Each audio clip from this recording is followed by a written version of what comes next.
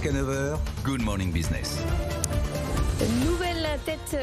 Nouvelle tête à la direction de l'ANIA. Jean-François Lozo est notre invité à 7h45. Bonjour, merci d'être avec nous. Ce matin, l'ANIA, qu'on a beaucoup vu évidemment pendant cette période d'inflation pour représenter les industriels de l'agroalimentaire. Vous prenez ce poste derrière Jean-Philippe André, habitué bien sûr de BFM Business, avec des défis colossaux qui sont devant vous. On en parlait largement ce matin. Un contexte tendu quand même au sein de votre groupe, avec d'abord une fuite des adhérents. Il y a eu la Fédération des industriels du lait et des brasseurs qui ont déposé leur préavis de départ. Ça commence mal quand même pour vous.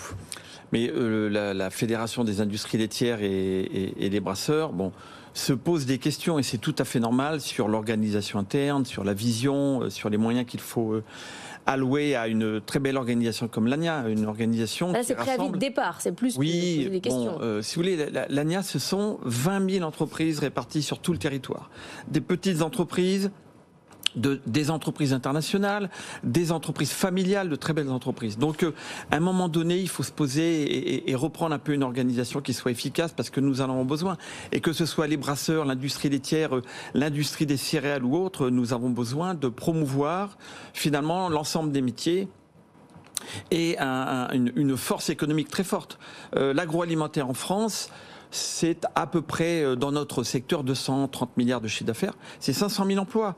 Donc, je veux dire, ces emplois-là, il faut les promouvoir. Mais qu'est-ce qu'ils vous disent, le lait et les brasseurs? Pourquoi ils déposent ce préavis de départ? C'est pas rien, c'est 20% de l'ensemble du budget de l'association. Donc, Mais ils souhaitent, ce que je veux faire aussi, c'est qu'il y ait une organisation qui soit, je pense, beaucoup plus respectée, qui respecte beaucoup plus tous les métiers de l'agroalimentaire. Et l'industrie du lait est un métier majeur. La relation avec les agriculteurs, la relation amont avec les agriculteurs, la relation commerciale qui est difficile auprès de la grande distribution, mais il n'y a pas que la grande distribution, il y a aussi toute la restauration hors foyer. Donc que ce soit l'industrie du lait ou les brasseurs, l'industrie de la brasserie, ils ont besoin et ils ont raison que l'on prenne en considération aussi leurs particularités, leurs spécificités. Et c'est ce à quoi je vais m'atteler avec mes collègues de façon à ce que nous travaillions dès la fin de l'année toujours plus ensemble. Et c'est le défi que je vais relever. Alors justement, vous n'avez pas le même profil que Jean-Philippe André, qui lui était patron d'Haribo. Vous êtes céréalier, vous êtes plutôt avec un profil plus filière, plus sur différents métiers. Vous avez à la fois la matière première, vous travaillez dans le mat, vous avez la matière première et la transformation. Donc votre vision n'est pas la même. Bon, moi je suis d'origine agricole, alors tout le monde le sait maintenant, y compris ceux qui ont voté pour moi et qui ont voulu, parce qu'il y a eu une élection qui a été, je dirais, extrêmement claire dans son résultat, que je devienne leur représentant. J'ai une connaissance et j'ai de la visibilité sur toute la filière, parce que je connais bien la filière amont, c'est vrai.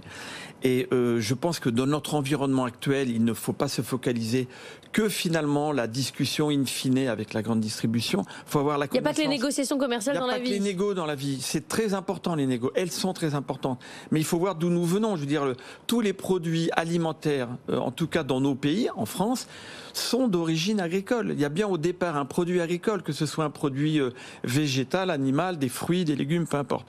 Et donc, il faut avoir la connaissance un peu de ces métiers. Il y a des sujets climatiques, il y a des aléas de marché, pour qu'on puisse, au bout de la chaîne, comme on dit souvent, transmettre un peu les signaux du marché. Donc oui, j'ai un profil de filière.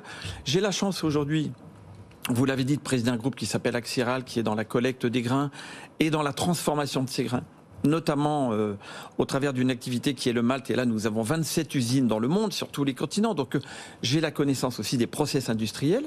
Et le fait d'être à l'ANIA, moi, et c'est ce que mes collègues m'ont demandé aussi, c'est de mettre un petit peu au profit de l'ANIA cette connaissance filière pour emmener un autre message que le seul message de la négo commerciale. Alors, je sais qu'il n'y a pas que ça dans la vie, on l'a bien dit, mais quand même, là, on a changé de période. Il y a moins l'inflation a beaucoup chuté. Est-ce que là, les relations avec les distributeurs sont meilleures?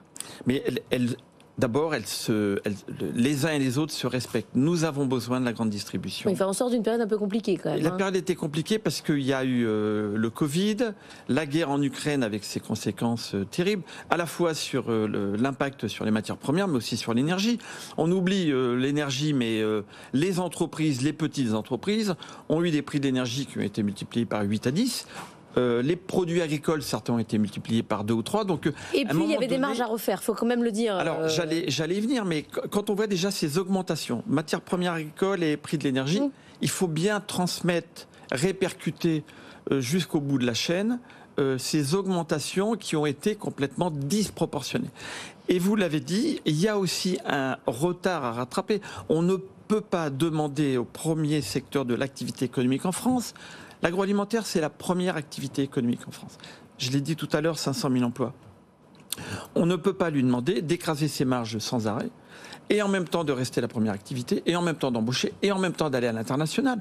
La France était le 3e pays, il y a 15 ans, en matière d'exportation de produits agroalimentaires. Nous sommes aujourd'hui entre la 6 ou 7e place. Je pense que là, nous allons border la 7e place. Pourquoi ? Parce que nous avons perdu de la compétitivité, parce que l'État n'est pas suffisamment à côté des entreprises, parce qu'il y a des impôts de production très forts, parce que les sujets administratifs d'autorisation, de délai pour implanter des usines, les sujets sociaux, ça ne veut pas dire le salaire, tout ce qu'il y a autour pèse sur les entreprises. Ce sont ces sujets-là aussi qu'il faut mettre sur la table. Alors, la période... Là, ça va être compliqué, oui, parce que alors, donc, on a 2 options politiques, soit une majorité Rassemblement National, soit une assemblée ingouvernable où il ne se passe pas grand-chose. Qu'est-ce que... Mais c'est bien, mais vous avez raison, mais c'est bien pour cela que nous devons conjuguer nos forces et nos talents. Et donc l'agroalimentaire, d'abord l'agroalimentaire, c'est de l'alimentaire.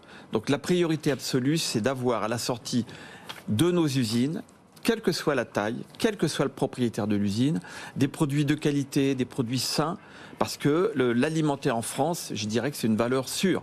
S'il y a bien un pays au monde où la qualité alimentaire est reconnue, c'est la France. S'il y a 90 millions de touristes... Oui, mais il y a l'exportation. Ça vous fait pas peur dans une majorité Rassemblement National qu'on commence à se resserrer sur la France, mettre la priorité nationale à nos importations, ce qui va peut-être nous coûter cher à l'inverse ? Si vous prenez le secteur de la viticulture, il y a 2 à 3% des vins français qui peuvent s'exporter eux-mêmes parce qu'il y a de grandes marques, de très grands domaines, et tant mieux. Mais le reste de la viticulture française, on en fait quoi ? Donc il faut bien la regrouper, il faut bien y mettre un petit peu de marketing et il faut faire en sorte que les viticulteurs français puissent aller à l'international pour promouvoir.